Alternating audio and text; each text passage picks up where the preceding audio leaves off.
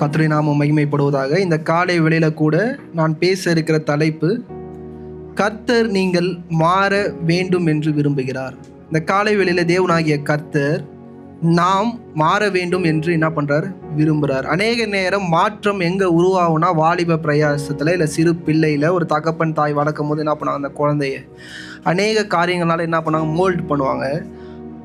இன்னைக்கு ஒரு அழகான ஒரு பழமொழி சொல்லுவாங்க, 5 வளையாதது 50 என்ன பண்ணாது, வளையாது. ஆனால் ஆண்டவருடைய பார்வையில் அது கிடையாது. ஆண்டோடைய பார்வையில் என்ன கிடையாது, அவர் 90 வயசாக இருந்தாலும் சரி, 99 வயசாக இருந்தாலும் சரி, 100 வயசாக இருந்தாலும் சரி, 110 வயசானாலும் சரி, அவர் ஒருத்தனை மாற்றணும்னு விரும்பினார்னா அவர் வந்து அந்த இடத்துல வந்து நிற்பார். அல்லேலூயா.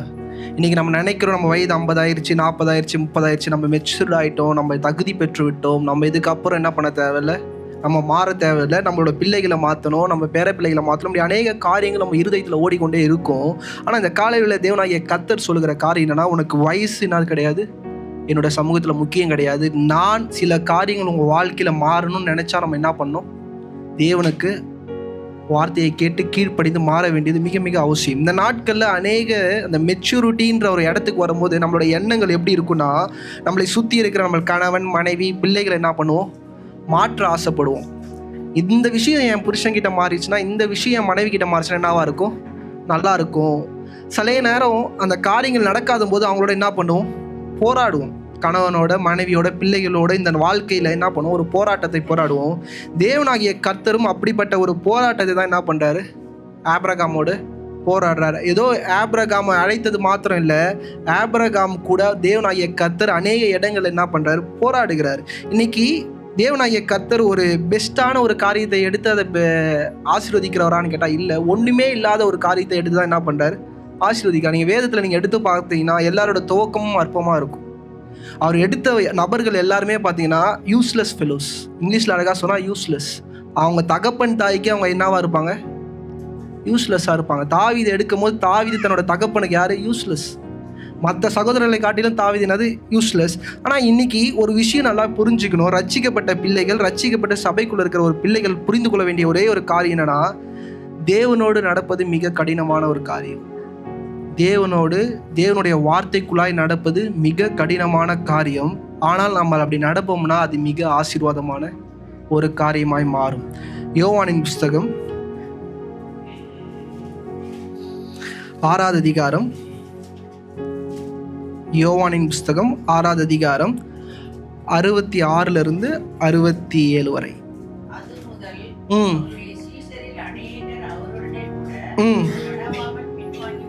நல்லா கவனிங்க. அவருடைய சீஷர்கள் நிறைய பேர் யாரை ஃபாலோ பண்ணலையா, இயேசுபாவை ஃபாலோ பண்ணலையா. ஆனால் இன்னைக்கு நல்லா பாருங்க, திரளான கூட்டம் சபைகளில் ஆட் ஆகிக்கிட்டே இருக்கு, சபைகள் பெருகிக்கிட்டே இருக்கு, மந்தைகள் என்ன பண்ணிட்டு பெருகிட்டே இருக்கு.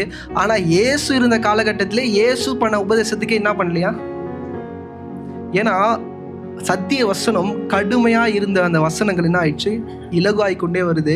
இன்னைக்கு அந்த கடினமான ஒரு உபதேசங்கள் எங்கேயுமே என்ன பண்றதில்ல, இன்க்ளூடிங் மீ, நானே யாருமே கடினமாக என்ன பண்ணுறதில்ல, உபதேசம் பண்ணுறதில்ல. ஆனால் இயேசு கிறிஸ்து எப்படி பண்ணார்னா கடுமையாக தான் பண்ணார். What is right wrong, black and ஒயிட்னா நடுவில் ஷேட் கிடையாது. கருப்புனா கருப்பு தான், வெள்ளைனா வெள்ளை தான், பாவனா பாவம் தான், பரிசுத்தனா பரிசுத்தனா, இப்படி தான் பிரசங்கம் பண்ணார். நல்லா கவனிங்க, அநேக பேர் இயேசுவோட உபதேசத்தை என்ன பண்ணாங்க, கடினம் சொல்லிட்டு என்ன பண்ணாங்க, விலகி போக ஆரம்பிச்சாங்க. படிங்கம்மா.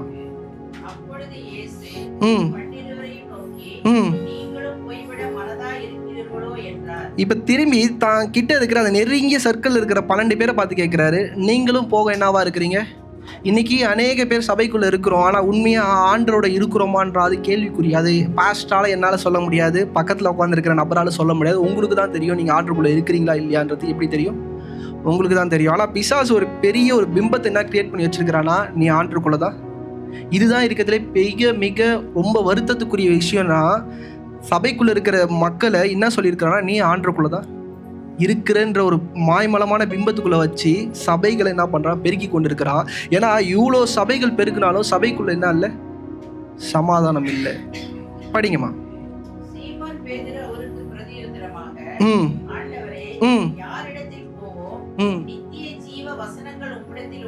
ஆண்டவர்கிட்ட என்ன இருக்கா, அற்புதம் இருக்கு, அடையாளம் இருக்குன்னு என்ன பண்ணல பேதுரு சொல்ல. பேதுரு நிறைய அற்புதங்களை பார்த்தாரு, அடையாளங்களை பார்த்தாரு, சயின்ஸ் பார்த்தாரு. ஆனால் அவர் சொன்ன காரியம் என்ன? கிறிஸ்து கிட்ட நம்ம எதை பிடிக்கிறோம் என்பது மிக மிக அவசியம். பேதுரு கரெக்டாக சொல்றாரு, உங்ககிட்ட என்ன இருப்பா இருக்கு? ஜீவன் தர நான் பிழைப்பதுக்கு உண்டான வார்த்தைகள் யாருக்கிட்ட இருக்கு? உம்மிடத்துல இருக்கு. படிங்கம்மா.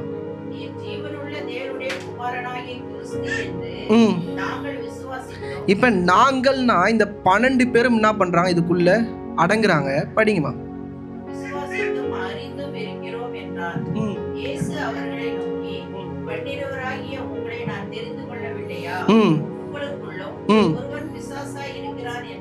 உங்களுக்குள்ளும் யாரு இருக்கலாம்?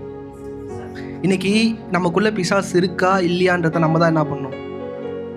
ஃபைண்ட் அவுட் பண்ணோம். 12 பேரும் தேவனால் தெரிந்து கொள்ளப்பட்டவர்கள், தேவனால் ரட்சிக்கப்பட்டவர்கள், தேவனால் ஞானஸ்தானம் பண்ணல, ஞானஸ்தானம் பெற்றவர்கள். ஆனால் அவங்களுக்குள்ள என்னவா இருக்கு? இதை சபை நன்றாய் புரிந்து கொள்ளணும். ஏன்னா இந்த காலகட்டத்தில் சில காரியங்கள் கேட்கும் போது மன கசப்புகளை என்ன பண்ணுது, சில நேரம் உண்டு பண்ணுது, சில காரியங்கள் என்ன பண்ணுது, வேதனைக்குரியதாக இருக்கிறது.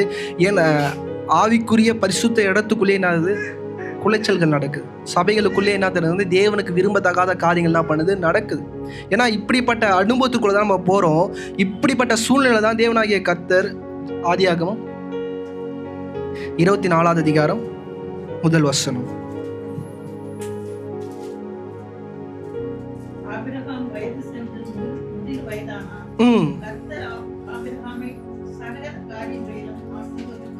நல்லா கவனிங்க. சகல காரியங்களிலும் தேவனாகிய கர்த்தர் யார் ஆசீர்வதிச்சாரா? இந்த ஆசீர்வாதத்தை குறித்ததான காரியங்கள் நம்மளுக்கு அழகாக படிக்கும் போது எப்படி ஆகிடும், நம்ம ஸ்பார்க் ஆகிடும், நம்ம மைண்டுக்குள்ளே என்ன பண்ண போயிடும். ஆனால் இந்த காரியத்துக்குள்ளே கடந்து வர தேவனாகிய கர்த்தர் எவ்வளோ கஷ்டப்பட்டார். என்ன பாஸ்டர் டிஃப்ரெண்ட்டாக சொல்கிறீங்க? ஆபிரகாம் தானே எவ்வளோ கஷ்டப்பட்டார்? இல்லை, தேவனாகிய கர்த்தர் தான் அநேக இடங்களில் யார் பண்ணுறார்? கஷ்டப்படுறாரு. இன்னைக்கு நாம் சில நேரம் நினைக்கிறோம் ஆசீர்வாதங்கள் ஈஸியாக கிடைச்சிரும்னு. இன்னைக்கு ஆசீர்வாதங்கள் எப்படி கிடைக்கும்னா தேவனோடு இருக்கிற உறவுல தான் என்ன பண்ணும் ஆசீர்வாதம் கிடைக்கும். அந்த உறவு எப்படி கிடைக்கும்னா வேதத்தின் அடிப்படையில் தான் என்ன பண்ணும் கிடைக்கும். பாஸ்டரோட ஒரு உறவுல இருந்தீங்கன்னா பாஸ்டருக்கு கிடைச்ச வெளிச்சம் மட்டும் தான் என்ன பண்ணும். நான் அடிக்கடி சொல்றது, ஒரு பாஸ்டரோட நீங்க உறவு வச்சுக்கினீங்கன்னா அவரோட வெளிச்சம் தான் உங்களுக்கு என்ன பண்ணும் கிடைக்கும். வேதத்தோட வெளிச்சத்துக்குள்ள நீங்க இருந்தீங்கன்னா முழுமையா என்ன பண்ணுவீங்க, பெற்றுக்கொள்வீர்கள். அநேக நேரம் எங்கள் பாஸ்டர் அழகாக சொல்லுவார், நான் ஒருத்தனை ஆசீர்வச்சானா என் திராணிக்கு அளவுக்கு தான் என்ன பண்ண முடியும். நாங்கள் அசிஸ்டண்ட்டாக கீழே அசிஸ்டண்ட் இல்லை, அந்த ஊழியத்துக்கு ஒப்பு கொடுத்து நாங்கள் இருக்கும்போது என் பாஸ்டர் அடிக்கடி சொல்கிற வார்த்தை, நான் ஒருத்தனை ஆசீர்வச்சேன்னா என் அளவுக்கு தான் என்ன பண்ண முடியும், ஒன்று ஆசீர்வதிக்க முடியும். ஒரு காலம் என்ன மிஞ்சி நான் என்ன பண்ண மாட்டேன், ஒன்று ஆசீர்வதிக்க மாட்டேன். என் கரத்துக்கு கீழே இருக்கணும்னு தான் நான் என்ன பண்ணுவேன், விரும்புவேன். ஏன்னா நான் மனுஷன். ஆனால் தேவனாகிய கர்த்தர் ஒருத்தனை ஆசீர்வதிக்கணும்னு விரும்பும் போது அவர் எப்படி விரும்புகிறாருன்னா தனக்கு ஈக்குவலாக. நீங்கள் பைபிள் நல்லா படிச்சிங்கன்னா தெரியும், தன்னை பிள்ளைகள் என்று அழைக்கும் போது தேவன் எப்படி பார்க்குறான்னு யோசிச்சு பாருங்கள். ஈக்குவல்.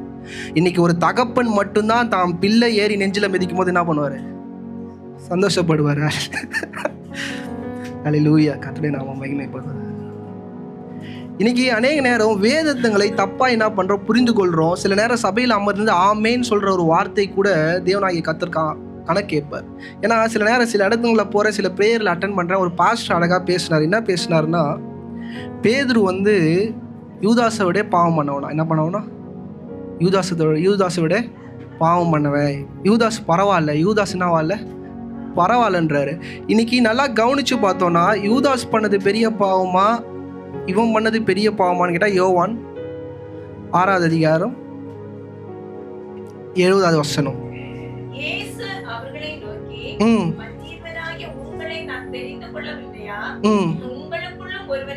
அந்த ஒருவன் யாரு? பிசாசுன்னு தேவனாகிய பேதுருவை பார்த்து அப்பாலே இப்போ பிசாசுன்றது அவனுக்குள்ள இந்த நேச்சர். ஆனா இந்த இடத்துல பிசாசுன்னு ஐடென்டிஃபை பண்ணி ஒரு ஸ்ட்ராங்கா ஒரு நபரை சொல்றான்னா அந்த நபர் யாரு? இயேசு கிறிஸ்துவே ஒரு நபர் என்ன பண்றாரு, 12 பேர்ல ஒரு ஆளை பிசாசுன்றாரு. அந்த பிசாசு வேற யாருமே இல்லை, யூதாஸ் காரியோத். ஆனா ஒரு சபையில அழகா பிரசங்கம் பண்றாரு. என்ன சொல்றாருன்னா, பேதுரு தான் இருக்கிறதுலே மோசமானவன், யூதாஸ் அவனை விட நல்லவன். நம்ம போது எல்லாரும் ஆமேன்றாங்க. ஏன்னா அந்த சபை எதுக்கு ஆமேன்றோம், எதுக்கு ஆமேன்னு சொல்லக்கூடாதுன்ற ஒரு விஷயமே என்ன பண்ணல, ஒரு பேசிக் காரியமே தெரியல. ஏன் தெரியலனா வசனத்தை என்ன பண்ணல, படிக்கல. இதில் என்ன பாஸ்டர் நீங்கள் தப்பு இருக்குது நீங்கள் கேட்டால், ஒரு ஊழியக்காரன் சொல்கிறது எல்லாத்துக்கும் நீங்கள் ஆமேன்னு சொல்லக்கூடாதுன்றது நான் தான் சொல்ல புரிய வைக்கிறேன். ஏன்னா ஏசு கிறிஸ்து ஒருத்தனை பிசாசுன்னும் போது அவனை விட மோசமானவன் பேதுருன்னு சொல்லும் போது அதுக்கு ஆமேன்னீங்கன்னா நீங்கள் என்ன சொல்லுங்கன்னா இயேசுவோட வார்த்தை என்ன பண்ணுறீங்க, மறுதளிக்கிறீங்க. இன்னைக்கு அநேக நேரம் சபைகளுக்குள்ள ஊழியர்கள் சொல்லுகிற காரியத்திற்கு என்ன பண்ணுறாங்க, ஆமேன்னு சொல்கிறாங்களே தவிர நம்மளை உண்டாக்கின நம்மளை அழைத்த தகப்பன் நம்ம கிட்ட என்ன சொல்கிறாருன்றது என்ன பண்ண முடியல, நம்மளால் புரிஞ்சுக்க முடியல. இன்றைக்கும் கூட ஆபிரகாமுடைய வாழ்க்கையில் அப்படிப்பட்ட ஒரு சூழ்நிலைக்குள்ளே தான் யார் கடந்து போகிறா? ஆபிரகாம் கடந்து போகிறார். ஆதியாகமம் 17ஆம் அதிகாரம் முதல் வசனம் 17:1.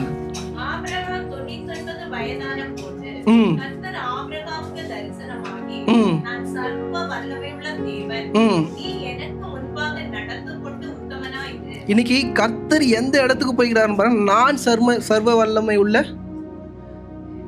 அவரே அவருக்கு என்ன கொடுக்குறாரு? இன்ட்ரோ கொடுக்குறாரு. அந்த நிலைக்கு தான் யார் தள்ளி இருக்கிறா? ஆபிரகாம் தேவனாகிய கர்த்தர் என்ன பண்ணியிருக்கிறார்? தள்ளி இருக்கிறார். ஏன் முன்னாடி ஒழுங்கா இருப்பா, பரிசுத்தமா இரு, உண்மை உள்ளவனா இரு. எந்த வயசுல? இன்னைக்கு நல்லா கவனிங்க, ஏன் வயசை மென்ஷன் பண்ணிக்கிறான்னா 99 வயசு. தேவனாகிய கர்த்தர் ஆபிரகாம் எந்த வயசுல அழிச்சார்னா 75 வயசுல அழிச்சார். இன்னைக்கு நீங்கள் நல்லா கவனித்து பார்த்தீங்கன்னா இந்த 75க்கும் இந்த 99க்கும் நல்லா பார்த்தீங்கன்னா 25 வயசு டிஃப்ரென்ஸ் இருக்குது. 25 ஆண்டுகள் இருக்குது. அந்த 25 ஆண்டுகளில் ஆபிரகாம் வந்து பார்த்தீங்கன்னா 11 வருஷம்தான் யாரோட உறவில் இருந்தார்? தேவனாகிய கர்த்தரில் உறவுல இருந்தார். 13 வருஷம் உறவே இல்லாமல், தேவனுடைய சத்தமும் இல்லாமல், தேவனுடைய வெளிச்சம் இல்லாமல் தான் என்னவா இருந்தார்? ஆபிரகாம் வாழ்ந்தார். ஏன்னா முன்னாடி வசனம் பின்னாடி வசனம் நீங்கள் படிச்சிங்கன்னா தெரியும். அந்த வயசு வித்தியாசத்தை என்ன பண்ணுவாங்க தெளிவாக காட்டுவாங்க. 75 வயசுலேருந்து 78 வயசு வரைக்கும், 75லேருந்து 86 வயசு வரைக்கும் தேவனோட உறவில் இருந்தார். அதுவும் நல்ல உறவான்னு கேட்டால் சரியான உறவு கிடையாது. ஆண்டவர் அழைச்சார் தான், ஆண்டவருக்காக தன் குடும்பம், தன் இருந்த இடம் எல்லாத்தையும் விட்டு வந்தார். இன்றைக்கும் சபைக்குள்ள அநேக பேர் அநேக காரியங்களை விட்டு என்ன பண்ணியிருக்கேன் வந்திருக்கிறோம், அநேக காரியங்கள் நம்ம செய்து கொண்டிருக்கிறோம். ஆனால் ஒரு நாளையும் நினச்சிடாதீங்க ஆண்டருக்குள்ளே இருக்கிறேன்னு. ஏன்னா அந்த 11 வருஷம் தேவனோடு நடந்து வந்த ஆபிரகாம் செஞ்ச காரியம் பெருசாக தெரியல. ஆனால் ஆண்டருக்கு அது ஒரு காலம் பெருசாக தெரியல. வீட்டை விட்டது, தன் சொந்த தேசத்தை விட்டது, எல்லாத்தையும் விட்டு ஆண்டவர் பின்னாடி பரதேசி மாதிரி ஆபிரகாம் வந்தாலும் அநேக காரியம் ஆபிரகாமோட இருதயம், நான் ஆண்டருக்கென்று ஏதாவது செஞ்சுட்டேன்னு அவன் நினைச்சாலும் ஆண்டோட இருதயம் என்னவா இல்லை, அவனை ஆசீர்வதிக்கிற இடத்துல இல்லை. ஏன்னா 11 வருஷம் ஆயிடுச்சு, என்ன பண்ணல தேவனாகிய கர்த்தர் ஆசீர்வதிக்கல. 99 வயசு 25 வருஷம் ஆயிடுச்சு, அப்பயும் தேவனாகிய கர்த்தர் என்ன பண்ணல, ஆசீர்வதிக்கல. தேவனாகிய கர்த்தர் 99 வயசுல சொல்றாரு, எனக்கு முன்னாடி என்னவாயிரு, உத்தமனாயிரு. இன்னைக்கு சங்கீத புஸ்தகம் 37ஆம் அதிகாரம் 37ஆவது வசனம் 37.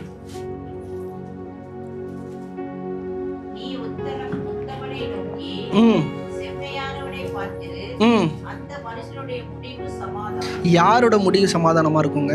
உத்தமனா நடக்கிறவனுடைய வாழ்க்கையோட முடிவு என்னவா இருக்கும்? இன்னைக்கு ஆபிரகாமுடைய முடிவு சமாதானமாய் முடிந்ததுக்கான காரணம் இந்த 99 வயசுல தேவனாகிய கர்த்தர் முன்னாடி வந்து நின்னதுதான். அவர் மட்டும் அந்த இடத்துல வந்து அவர் பேசின காரியத்தை ஆபிரகாம் கேட்கலாம், அவனோட வாழ்க்கை டோட்டலா கொலாப்ஸ், டிசாஸ்டர். 13 வருஷம் ஆண்டோட சத்தம் கேட்காம அவன் பாட்டுன்னு துணிகரமா என்ன பண்ணலாம், ஒரு வாழ்க்கையை வாழ்ந்து கொண்டிருக்கிறான். தேவனாகிய கர்த்தர் 13 வருஷம் கழிச்சு அவரும் தன்னுடைய பொறுமையை இழந்து என்ன பண்றான், அவனுக்கு முன்னாடி வந்து நிற்கிறாரு. நீதிமொழிகள் 11:3.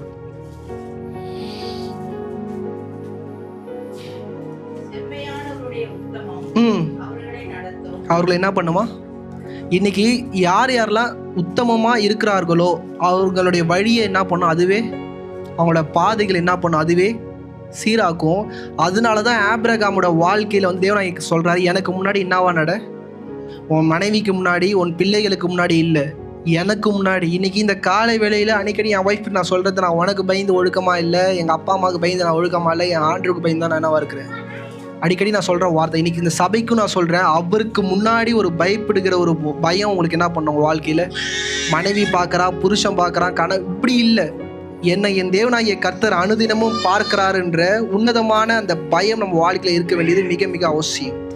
இன்னைக்கு நல்லா கவனிங்க, ஆபிரகாமுக்கு 2வது வாய்ப்பை தேவனாகிய கர்த்தர் என்ன பண்றாரு, கொடுக்குறாரு. அது ஈஸியான ஒரு விஷயம் இல்லை, ஒரு ரொம்ப கடினமான ஒரு விஷயம். நீதிமொழிகள் 3ஆம் அதிகாரம் 11-12.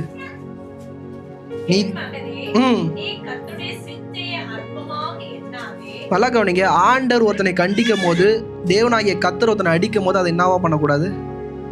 இன்னைக்கு அடிக்கிறது இது மாதிரின்றதை விட தேவனுடைய வார்த்தை உங்களை நோக்கி வரும்போது அந்த வார்த்தைக்கு என்ன பண்ணணும், கீழ்ப்படிய வேண்டியது மிக மிக அவசியம். படிங்கம்மா.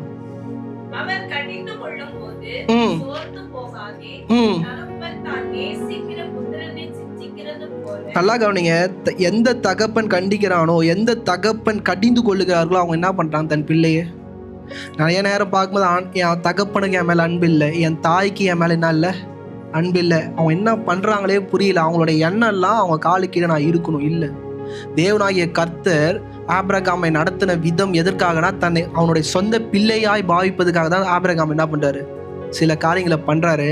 ஆனா ஆபிரகாமோட எண்ணம் எப்படி இருக்கும்னா, என்ன பண்றாரு, அழுத்திக்கிட்டே இருக்கிறாரு. எனக்கு என்ன தர மாட்டாரு, பிள்ளைய தரமாட்டுறாரு. ஆனா என்ன பண்றாரு, சொல்றதெல்லாம் செய்ய சொல்றாரு, நான் ஏன் செய்யணும். இப்படிப்பட்ட இருதயம் தான் இன்னைக்கு இந்த இடத்துல இந்த அதிகாரம் நம்ம படிச்சோம். இந்த அதிகாரத்தில் நடந்த சில காரியங்கள் தேவனாகிய கர்த்தருக்கு பிரியமான காரியமானு கேட்டா இல்லவே இல்லை.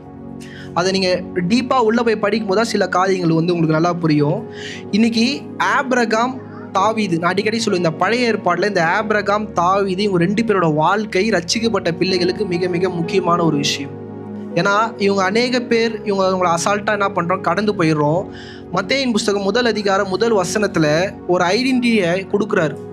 யாருக்கு? ஆபிரகாமுக்கும் தாவீதுக்கும் நான் கொடுக்குறாரு. இயேசு கிறிஸ்துவோடைய தகப்பன் என்கிற ஒரு ஸ்தானத்தை யாரு கொடுக்குறாரு?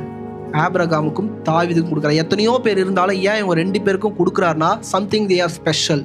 கர்த்தர் ஒருத்தனை ஆனர் பண்ணணும், கனம் பண்ணணும்னு நினச்சி பண்ண 2 பேர் நபர்னா யாரு? ஆபிரகாம், தாவீது.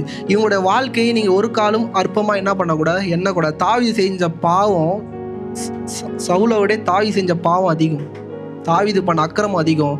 ஆனால் ஏன் கண்களில் கிருபை கிடைத்ததெல்லாம் நீங்கள் படித்து அதை நீங்கள் ருசி பார்த்தா தான் என்ன பண்ண முடியும், புரிந்து கொள்ள முடியும். இந்த காலை வேளையில் ஒரு விஷயம் நான் சொல்கிறேன். தேவனாகிய கர்த்தர் எனக்கு பேசுறது உங்களுக்கு பேச மாட்டார், உங்களுக்கு பேசுறது எனக்கு என்ன பண்ண மாட்டார், பேச மாட்டார். உங்களுக்கு சொல்கிறது டோட்டலாக எனக்கு என்னவா இருக்கும், கான்ட்ராடிக்டாக இருக்கும். நான் பாஸ்ட்டாக நீங்கள் சொல்கிறது தப்பாகவே இருக்கும். இல்லையே இது பேதத்தின்படி தப்பாச்சே நான் சொல்லுவேன். ஆனால் உங்ககிட்ட ஆண்டவர் பேசினா அது என்னவா இருக்கும், அது கரெக்டாக தான் இருக்கும். அநேக நேரம் சில காரியங்கள், சில செய்முறைகள் நீங்கள் செய்யும் போது, ஐயோ இது பைபிளுக்கு விரோதமாகவும் சத்திய வசனத்துக்கு விரோதமாகவும் இல்லை சபைக்கு விரோதமாகவும் இருக்கே, இது ஏதோ ஐடியல் ப்ராக்டிஸ் மாதிரி இருக்கேன்ற மாதிரி தோணும். ஆனால் உங்கள் கூட ஆண்டவர் பேசினது அது என்னவா இருக்கும், கரெக்டாக தான் இருக்கும். ஏன்னா இந்த இடத்துல நீங்கள் நல்லா கவனிச்சு பாருங்க. 99 வயசில் தேவனாகிய கர்த்தர் பார்த்தீங்கன்னா 17வது வசனம் 5வது ஆதியாகமம் 17:5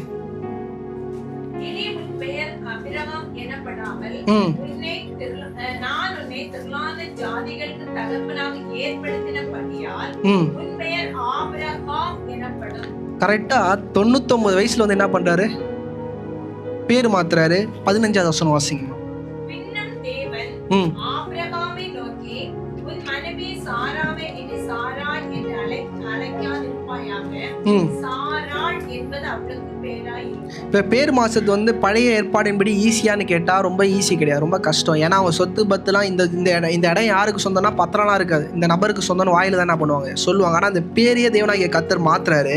மாத்தும் போது சில காரியங்கள் ஆபிரகாம் வாழ்க்கையில செய்யும் போது ஆபிரகாமுடைய இருதயம் எப்படி இருந்துச்சுன்னா 17வது வசனம் வாசிங்க.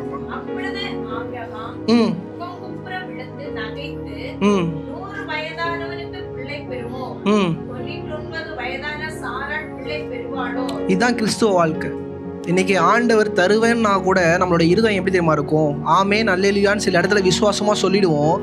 சொல்லிட்டு திருப்பி வீட்டுக்குள்ள கடந்து போயிட்டு அந்த தனிப்பட்ட அறையில இருக்கும்போது என்ன தெரியுமா இருக்கும், நமக்கெல்லாம் என்ன பண்ணாது, நடக்காது. நம்மளாலாம் வீடு என்ன பண்ண முடியாது, வாங்க முடியாது. நமக்கெல்லாம் என்ன பண்ணாது, குழந்தை பிறக்காது. நமக்கெல்லாம் கல்யாணமே என்ன பண்ணாது, ஆகாது. ஏன்? ஏன்னா ஆபிரகாமும் இப்படிப்பட்ட கட்டத்தில் தான் என்ன பண்ணா, கடந்து போனா. இன்னைக்கு அநேக பேர் சபையில் அமர்ந்து இருக்கிற நாமும் இப்படிப்பட்ட கட்டத்துக்குள்ள தான் கடந்து போறோம். இப்படிப்பட்ட கட்டத்துக்குள்ள நடந்து போகும்போது தேவன் வலி நிறைந்த பாதைக்குள்ள என்ன பண்ணுவாரா, கொண்டு போவார். இன்னைக்கு ரட்சிக்கப்பட்ட பிள்ளை நல்லா தெளிவா புரிஞ்சுக்கோங்க. அநேக வழிகளுக்கு வேதனைக்கான காரணம் யார் தெரியுமா? உங்க வழி தேவனாகிய கர்த்தர் வச்சது வழியே இல்லாத பாதையில தான் தேவனாகிய கர்த்தர் தான் அழைக்கப்பட்ட பிள்ளைகளை இட்டுன்னு போக நினைக்கிறாரு. ஆனா நீங்க எப்படி ஆனாலும் நீங்க பைபிள்ல இருந்து படிச்சு பாருங்க, அவன் பண்ணதுக்கான பாத்திரத்துக்கு தான் அவன் அனுபவிச்சிருப்பான். பைபிள் நீங்க ஒழுங்கா படிச்சீங்கன்னா அது புரியும். நல்லா கவனிங்க. ஆபிரகாம் தேவனாகிய கர்த்தர் அழகா சில விஷயங்கள் சொல்றாரு. 6ல இருந்து அப்படியே வாசிங்க. 6ல இருந்து 11 வரைக்கும் அப்படியே வாசிங்க. 6வது வசனம்.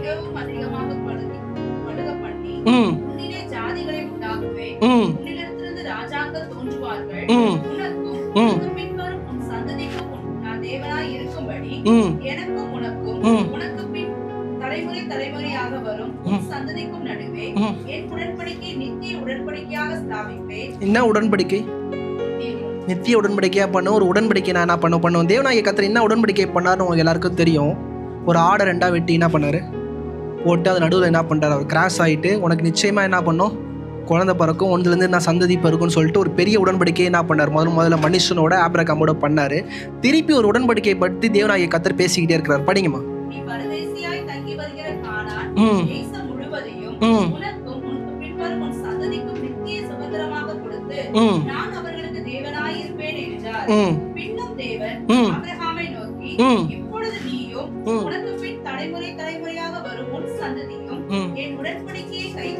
நல்லா கவனிங்க, என் உடன்படிக்கையை என்ன பண்ணுங்க. அப்ப கை கொள்ளும்படி எதுவுமே தேவனாகிய கர்த்தர் சொல்லல. ஆனா இந்த இடத்துல என்ன சொல்றாரு, இது ஆண்டவருடைய இருதயத்திற்கு சரியான ஒன்னான்னு கேட்டா கிடையவே கிடையாது.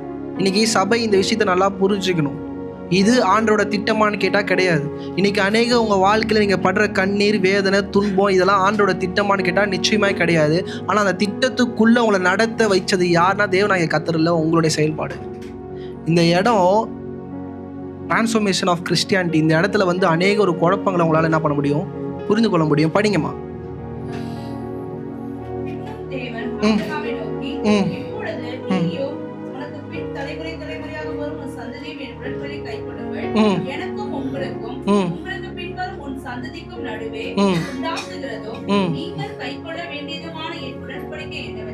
இப்பதான் சொல்றாரு, என் உடன்படிக்கை என்னவென்றால். படிங்கம்மா. நல்லா கவனிங்க, என்ன பண்ணணும். பைபிள்ல ஃபர்ஸ்ட் டைம் என்ன பண்ணுது, இந்த விஷயம் என்ன பண்ணுது என்றாவது யோசிச்சிருக்கிறீங்களா யாராச்சும் இதை படிக்கும் போது? விருத்த சேதனம் அவசியமா சொல்லுங்க, யோசிச்சு பாருங்க. விருத்த சேதனம் அவசியமா? ஏன் இந்த விருத்த சேதனம் இங்கே வந்துச்சு? இதுதான் ரட்சிக்கப்பட்ட பிள்ளை புரிந்து கொள்ளணும்.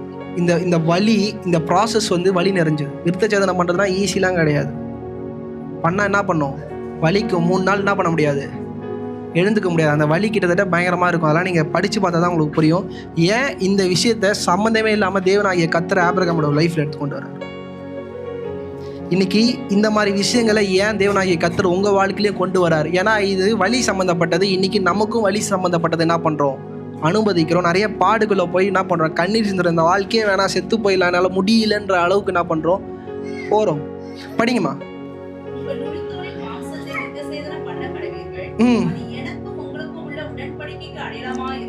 அது உடன்படிக்கைக்கு யாருக்கும் தேவனுக்கும் முதல்ல தேவனாகிய கர்த்தர் உடன்படிக்கை பண்ணார். அது யாருக்காக பண்ணார்? அதுக்கான அடையாளம் ஏதாச்சும் இருக்கான்னு கேட்டால் என்ன இல்லை. தேவனாகிய கர்த்தர் தன் ஜீவனை விட்டு சொல்றாரு, மனுஷனை புரிஞ்சு கொள்ளணும், ஆபிரகாம் புரிஞ்சு கொள்ளணும். இந்த மீறினா நான் என்ன பண்ணுவேன், செத்து போயிடுவேன், நான் அழிஞ்சிடுவேன்னு சொல்லிட்டு என்ன பண்ணுறாரு, கிராஸ் பண்ணி காட்டுறாரு. இந்த வாக்கு தத்துவத்தில் நான் மிஸ் ஆனேன்னா, உன்னை நான் பழுகி பெருக பண்ணலன்னா நான் என்ன பண்ணுவேன், அழிஞ்சிடுவேன். உடன்படிக்கைன்றது 2 பேர் பண்ணுறது. அந்த இடத்துல தேவனாகிய கர்த்தர் மட்டும் தனியாக போனவர், ஆபிரகாமை தூங்க வச்சுருவார். பண்ணிட்டு அப்படி சொன்ன நபர் இந்த இடத்துல உடன்படிக்கைக்கு என்ன பண்ணுறாரு, சரீரத்தில் கை வைக்கிறார். இன்னைக்கு அநேக நேரம் உங்கள் சரீரத்தில் கை வைக்கிறதுக்கான காரணம் தேவனாகிய கர்த்தர் தான்.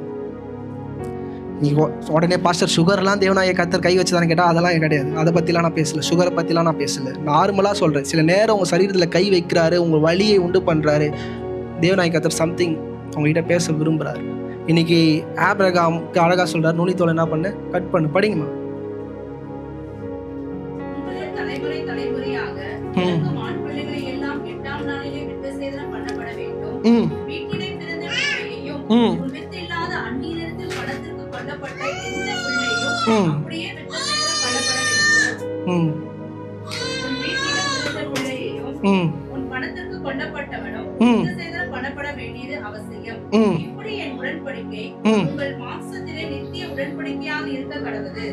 இன்னைக்கு நான் அடிக்கடி பிரசங்கம் பண்ணும்போது தொடர்ந்து என் கூட டிராவல் பண்ணீங்கன்னா ஒரு விஷயம் தெரியும். தேவனாகிய கர்த்தர் சில நேரம் எப்படி அணுகுமுறையை உண்டு பண்றாருன்னா மனுஷங்கிட்ட, அவன் மரம் மண்டைக்குன்னா எட்டுதோ அப்படிதான் என்ன பண்ணுவாரு, டிராவல் பண்ண. பலிகள்ல தேவனாகிய கர்த்தர் பிரியப்படுகிறவரா? யோசிச்சு பாருங்க. பலிகள்ல தேவனாகிய நேரம் உன்னை அடிப்பதோ, உன்னை துன்படுத்துவதோ, உன் கண்ணில் சிந்துகிற கண்ணீரோ தேவனுக்கு பிரியமான காரியம் இல்லை. ஏன் அந்த பாத்துக்குள்ள கடந்து போறீங்கன்னா, சைட்ல இருக்கிறவங்களுக்கு யாருக்கும் புரியாது. சைட்ல இருக்கிறவங்க என்ன சொல்லிட்டு போறாங்க, ஆனா உனக்கு புரியணும், ஐ டிட் சம்திங் ராங். அது ஆண்டவர்கிட்ட நான் ஏதோ பண்ணிட்டேன், அதனால தான் ஆண்டவர் அனுமதிக்கிறாருன்ற இது பண்ணோம். இன்னைக்கு சில வசனங்கள் எப்படி எடுத்துக்கிறாங்கன்னா, பரிசுத்தவான் என்ன பண்ணுவான், சோதிக்கப்படுவான். பரிசுத்தவான் மாத்திரம் இல்லை, இந்த இடத்துல இந்த பரிசுத்தவான் சோதிக்கப்படுவதற்கான காரணம் அவங்க. ஏன்னா மறுமொழி தேவனாகிய கர்த்தர் உடன்படிக்கை பண்ணும் போது என்ன பண்ணிருக்கலாம், விருத்த சேதனம் பண்ணு, இதான் உனக்கு எனக்கு என்னவா இருக்கும், நித்திய உடன்படிக்கையா இருக்கும், என்ன பண்ணிருக்கணும், ஆபிரகாம் கிட்ட சொல்லிருக்கணும். ஆபிரகாம் கிட்ட அதை என்ன பண்ணல, தேவனாகிய கர்த்தர் சொல்லவே இல்லை. இதுதான் சபை புரிஞ்சுக்கணும். இந்த வலின்ற இந்த ப்ராசஸ்க்குள்ள யாரு கடந்து போறான்னா ஆபிரகாம். ஏன்னா ஆபிரகாம் வீட்டுக்கு போயிட்டு என்ன தெரியுமா என்ன வருது, தன் மனைவி சொல்றான், அவனுக்கு என்ன பண்ண, குழந்தை பிறக்காது, ஆகாரோட போய் சேரி என்ன பண்ண, குழந்தை பிறகு. ஏன்னா ஆண்டவர் சொன்ன வாக்கு தத்தங்களை உன் இருதயத்துக்குள்ள தேவனாகிய கர்த்தர் வைக்க என்ன பண்றாரு, விரும்புறாரு. ஆனா இந்த இருதயம் அவரோட சமூகத்தை விட்டு, அவரோட பிரச்சனத்தை விட்டு தூர போகும்போது என்ன தெரியுமா ஆகுது, இல்ல இதெல்லாம் என்ன பண்ணாது, நடக்காது. இன்னைக்கு 8 வயசுல ஒரு பிள்ளைக்கு என்ன பண்றாரு, கூட்டு விருத்தச்சேதனம்ன்ற பண்ற ப்ராசஸ், அந்த வலி நிறைஞ்ச ப்ராசஸ், அவன் சாகுற வரைக்கும் அந்த இடம் அவனுக்கு பாதிக்கப்பட்டிருக்கிறதுனால அவன் என்ன நினைப்பான், இந்த வலி எனக்கு எதுக்காக, இந்த டேமேஜ் எனக்கு எதுக்காகன்னும் போது அவன் என்ன வரும், ஆண்டவர் என்னோட பண்ண, ஆண்டவர் சரீரத்துல என்ன பண்ணாரு, உடன்படிக்கையை உறுதிப்படுத்தினார். ஆனா அது அவருக்கு பிரியமானு கேட்டா கிடையாது. இன்னைக்கு நிறைய பேர் நிறைய ஊழியக்காரங்க பேசுனாங்க, நான் கேட்டேன், சில காரியங்கள் கேட்டேன். இது முதல்ல ஆபிரகாமுக்கு ஆண்டவர் சொல்லும் போது இது வந்து புரியாத புதினது, இதை ஆபிரகாம் வந்து கடந்து போனா. உண்மையா வந்து கேட்டீங்கன்னா சர்க்கம்ஸ்டன்ஸ் யார் பண்றாங்கன்னு நீங்க படிச்சீங்கன்னா நீங்க என்ன சொல்லுவீங்க, முஸ்லிம்ஸ் பண்றாங்க, யூதர்கள் பண்றாங்க கிடையாது, எகிப்தியர்கள் பண்றாங்க. நீங்க படிச்சீங்கன்னா அந்த ஹிஸ்டரி படிச்சீங்கன்னா தெரியும், எகிப்தோட ராஜாக்கள் எல்லாருமே என்ன பண்ணுவாங்க, சர்க்கம்ஸ்டன்ஸ் பண்ணுவாங்க. சர்க்கம்ஸ்டன்ஸ் பண்றது வந்து ஒரு சாதாரண விஷயம். ஏன்னா இந்த விஷயத்த சொல்லும் போது ஆபிரகாம் அதை என்ன பண்ண, தன்னோட வாழ்க்கையில அப்ளை பண்ண. நீங்க நல்லா இது என்ன பாஸ்டர் நீங்க சொல்றதுலாம் தப்பா இருக்கு, சர்க்கம்ஸ்டன்ஸ் பண்றதுலாம் தெரியாத விஷயம் நீங்க சொன்னீங்கன்னா ஒண்ணுமே இல்லை. மீதியான் தேசத்துல இருக்கிற ஒரு ஆசாரியனோட பெண் என்ன பண்றா, மோசையோட மனைவி, இப்படின்றதுக்குள்ள என்ன பண்றா, நான் 2 பிள்ளைங்களுக்கும் சர்க்கம்ஸ்டன்ஸ் பண்றா. ஏன்னா சர்க்கம்ஸ்டன்ஸ் பண்றது வந்து நார்மலா தெரிஞ்ச விஷயம் தான். அது யாருக்கு பண்ணுவாங்கன்னா ஆசாரியருடைய ஆண் பிள்ளைகளுக்கு. ஆசாரியன்னா பாஸ்டர்ஸ் கிடையாது, ஐடில் வர்ஷிப். எகிப்தோட ராஜாக்கள் எல்லாருமே என்ன பண்ணுவாங்க, இந்த ப்ராசஸை பண்ணுவாங்க. ஏன்னா அவங்க ராஜ வம்சத்துக்குரியவர்கள், அதுக்கேற்ற மாதிரி தான் நடக்கணுன்றத அந்த ராஜ பிள்ளைகள் என்ன பண்ணோம், வளரும் போதே அந்த உணர்வோடு இருக்கணுன்றதுக்காக என்ன பண்ணுவாங்க, நீ ராஜாவோட பிள்ளை, நீ இப்படிதான் நடக்கும். இன்னைக்கும் தேவனாகிய கர்த்தர் இதை ஏன் ஆபிரகாமோட பண்ணார்னா, நீ என்னோட பிள்ளை, நான் ராஜா. சாராளை பத்தி சொல்லும்போது என்ன சொல்றாரு, உன் வம்சத்துல இருந்து என்ன ஆகும், ராஜாக்கள் உண்டாகுன்றாரு. இதை ஏன் ஆண்டவராகிய சொல்றாரு, நான் ராஜா, என் பின்னாடி ஃபாலோ பண்ற நீங்களும் ராஜா, என்ன போல நீங்க என்ன பண்ணணும் இருக்கணும்ன்ற ஒரு அடையாளத்துக்கு தான் என்ன பண்றாரு, அந்த காரியத்தை உண்டு பண்றாரே தவிர இது ஆண்டவருக்கு பிரியமான காரியமானு கேட்டா இல்லை. அநேக நேரம் நம்ம வாழ்க்கையில் நம்ம கடந்து போற காரியங்கள் ஆண்டவருக்கு பிரியமான காரியங்கள் அல்ல, ஆனாலும் அது ஆண்டவருக்கு சொல்லுவோம்.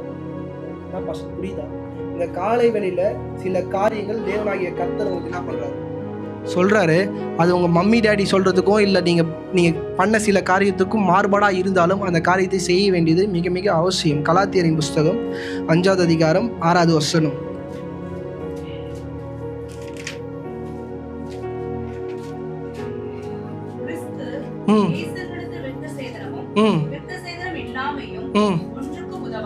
என்ன உதவாது, விருத்த சேதனம் என்ன ஆகாது, ஒன்றுத்துக்கும்.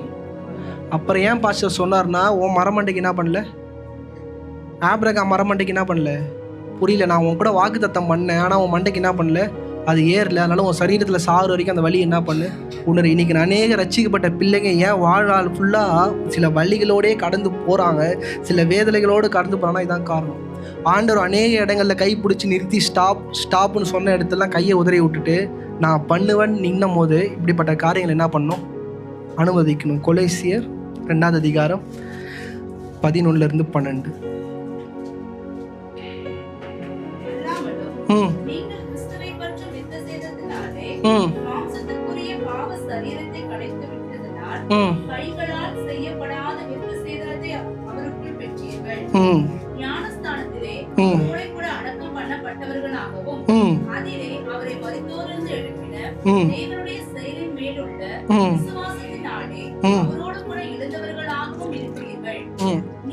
எதனால ஞானஸ்தானம்? இன்னைக்கு ஞானஸ்தானமும் கிட்டத்தட்ட விருத்த சேதனத்துக்கு ஈக்குவலாக வந்து நின்னாலும் அது உங்களை என்ன பண்ணாது, பரலோகம் கொண்டு போய் சேராது. ஞானஸ்தானம் தேவனாகிய கர்த்தர் இடத்துல உங்களை என்ன பண்ணாது, சேர்க்காது. ஆனால் தேவனாகிய கர்த்தர் அதை பண்ணணும்னு என்ன பண்ணுறாரு, விரும்புகிறார். இதை தான் புரிஞ்சுக்கணும். இது தேவனுடைய இருதயமானு கேட்டால் இல்லை. இன்னைக்கு நல்லா கவனித்து பார்த்தீங்கன்னா உங்களுக்கு புரியும். முதல்ல ஞானஸ்தானம் கொடுத்தது யாருன்னு கேட்டால் எல்லாருமே என்ன சொல்லுவீங்க? முதல்ல ஞானஸ்தானம் கொடுத்தது யாருன்னு கேட்டால் யார் சொல்லுவீங்க? யோவான்.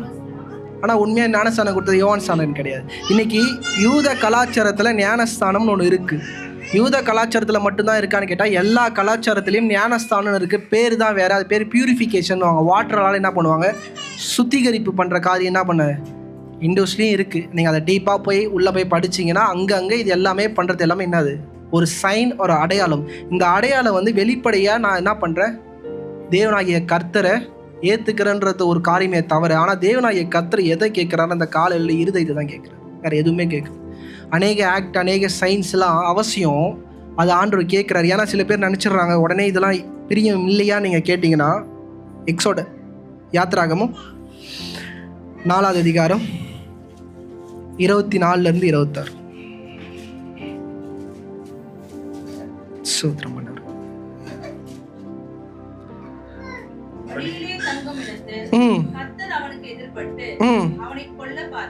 யாரை கொல்ல பார்த்தார்? மோசேவை என்ன பண்றாரு? கொல்ல பார்க்கிறார். ஏன் கொல்ல பார்க்கிறார்னா, தான் 2 பிள்ளைகளும் என்ன பண்ணல? விருத்த சேதனம் பண்ணல. நீங்கள் கேட்கலாம், பாஸ்டர் அப்போ 2 பிள்ளைங்களை தானே ஆண்டவர் கர்த்தர் போட்டு தள்ளணும், ஏன் மோசையை போட்டு தள்ள விரும்புகிறாருன்னா, ஆதியாகமும் 17ஆவது அதிகாரம் 14ஆவது வசனம்.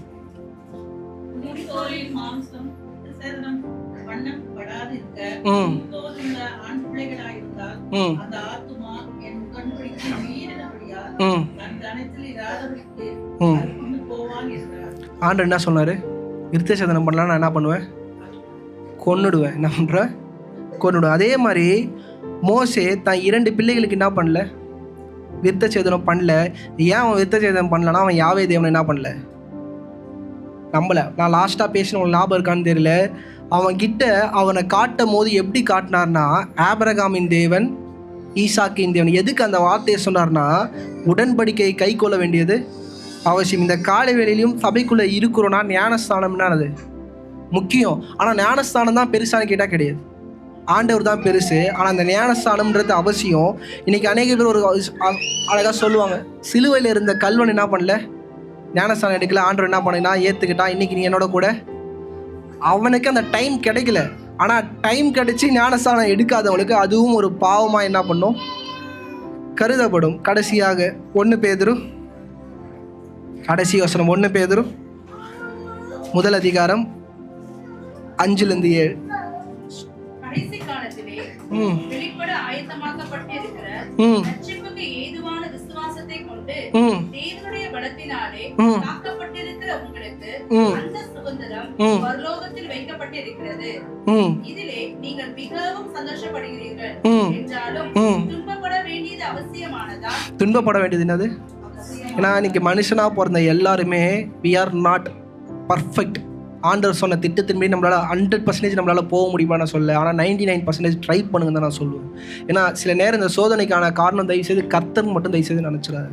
நீங்கள் கடந்து வந்த பாதைகளில் நீங்கள் பண்ண சின்ன சின்ன மிஸ்டேக்னால தான் தேவனாகிய கர்த்தர் அந்த இடத்த என்ன பண்ணுறாரு? உங்கள் வாழ்க்கையில் அனுமதிக்கிறார். சில நேரம் வலிக்கும், அழுவீங்க, கதறுவீங்க, ஏன் ஆண்டவரேன்னு கேட்கும்போது ஆண்டவர் அங்கேருந்து அவருடைய பதில் என்ன தெரியுமா இருக்கும்?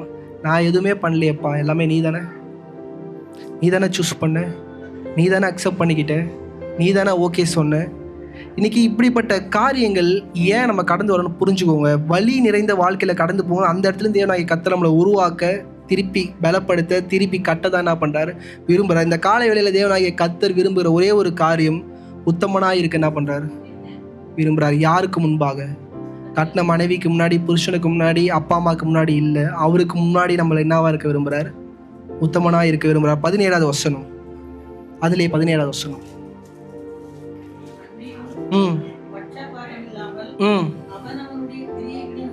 நல்லா கவனிங்க, யாரோட கிரியையின்படி? இன்னைக்கு நம்ம முன்னோர்கள் பண்ணதோ இல்லை நம்ம பிள்ளைகள் பண்ணதோ எதுவுமே நம்ம கிட்ட வராது. நம்ம என்ன பண்ணமோ அதன்படி தான் தேவனாகிய கர்த்தர் நம்மளை என்ன பண்ணுவாரா?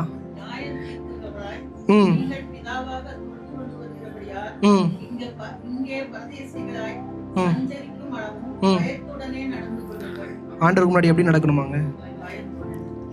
இன்னைக்கு கிருபையின் காலம், கிரேஸ்ன்னு சொல்லிட்டு நிறைய பேர் பேசுகிறாங்க. ஆனால் நான் ஒரே விஷயம் தான் சொல்கிறேன், ஆண்டவருக்கு முன்னாடி நம்ம நடக்க வேண்டியது பயத்தோடு. ஏதோ அசால்ட்டாக இல்லை ஜாலியாக ஒரு ஏனோ தானோ சபைக்குள்ளே இருக்கிறது தேவனாகிய கர்த்தருக்கு பிரியமாக இருக்காது. ஏன்னா தேவனை விரும்புகிற சபை உங்களுடைய சரீரம் தான், வேறு எதுவுமே கிடையாது. இந்த 4 கட்டடமோ, இந்த ஃபேன், இந்த ஏசி, இப்படிப்பட்ட காரியம் கிடையாது. உன்னுடைய சபை பரிசுத்தமாக இருக்குதா? இன்றைக்கி தேவனாகிய கர்த்தர் சொன்னார், அழகாக சொன்னார், கடைசி காலத்தில் பரிசுத்த தலம் என்ன ஆகும்? அவர் சொல்கிறது நம்மளுடைய இருதயம் தான், வேறு எதுவுமே இல்லை. பில்டிங்கை பற்றி நான் பேசலை.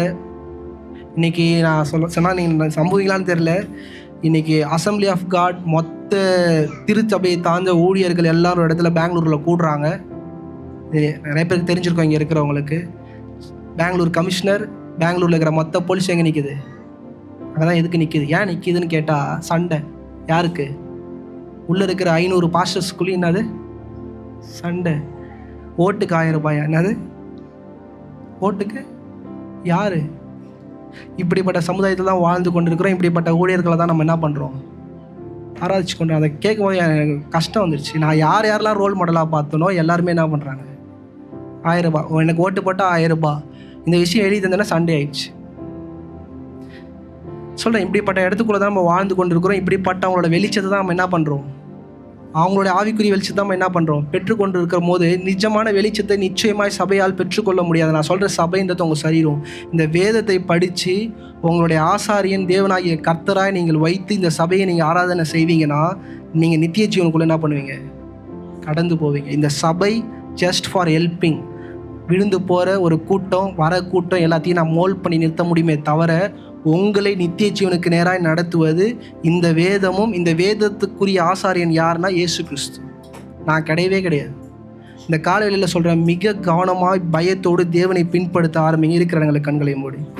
பரலோகத்தி நல்ல ஆண்டவரே, அப்பா இந்த காலை வேளையில் அப்பா என்னுடைய திருச்சபை உடைய கரங்களில் தாழ்த்துகிறேன். அப்பா என் சரீரமாகி என் சபையின் ஆசாரியன் நீர் ஆண்டவரே.